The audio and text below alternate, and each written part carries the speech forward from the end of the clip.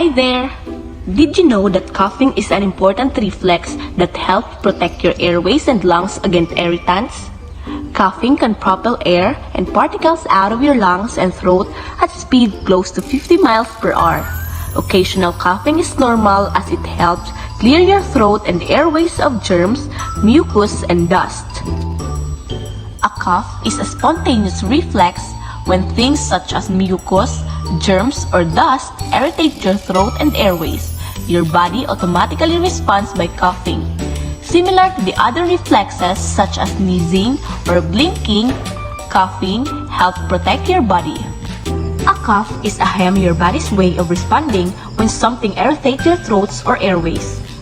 Coughing from throat clearing to a wheezing cough to full-on hacking can be voluntary or involuntary, short-term or long-lasting. Coughing is the sudden expulsion of air from the lungs through the epiglottis, the little trapdoor that covers the entrance to your windpipe. The incredible speed at which a cough occurs, estimated at 100 miles per hour, create a strong force of air that helps clear your breathing passageways of unwanted irritants. Signs and symptoms of a cough. Coughs can be either acute or chronic. Acute coughs begin suddenly and usually last for less than 3 weeks. This type of cough is the one you most often get with a cold, flu, or acute bronchitis. Chronic coughs can last longer than 8 weeks or longer than 4 weeks in children.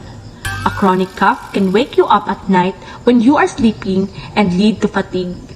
It can also occur with the other signs and symptoms including a runny nose or stuffy nose, a feeling of liquid running down the back of your throat, frequent throat clearing and sore throat, hoarseness, wheezing and shortness of breath, heartburn or sore taste in your mouth, and rarely coughing up blood. 5 tips to ease your cough. Number 1. Drink fluids. Liquid helps thin the mucus in your throat. Warm liquids such as broth, tea, or juice can soothe your throat. Number 2. Sucks on cough drops or hard candies.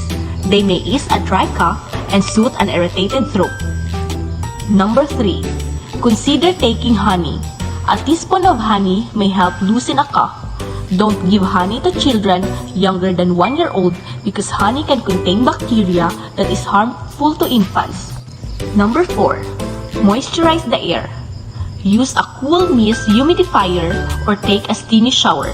And lastly, avoid tobacco smoke. Smoking or breathing secondhand smoke irritates your lungs and can worsen coughs caused by other factors. If you smoke, talk with your doctor about programs and products that help you quit. Honey and saltwater gargles are popular home remedies for coughing. You can also drink herbal teas made of peppermint, ginger, slippery elm, thyme, turmeric, or marshmallow root. And that's it. Thanks for watching.